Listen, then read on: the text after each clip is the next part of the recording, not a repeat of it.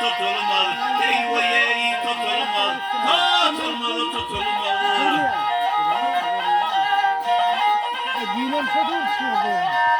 Ve onun için hiç alada edilmez. Ayıdır hürmettir haliye keminedir.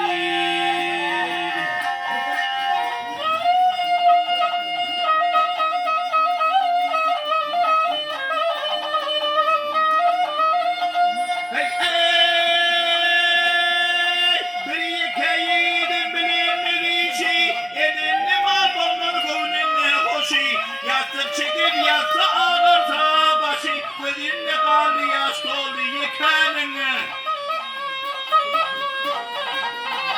Hey bağlı öte uleyle yaylandır garip öte onun iyiliği uyrandır bu işlere akıl kuşum hayrandır koşuluptur şeyle yolu yekenine.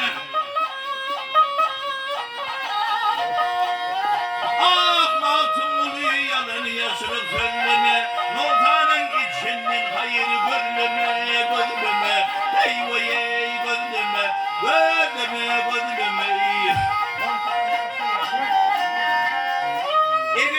derdini değdin giydin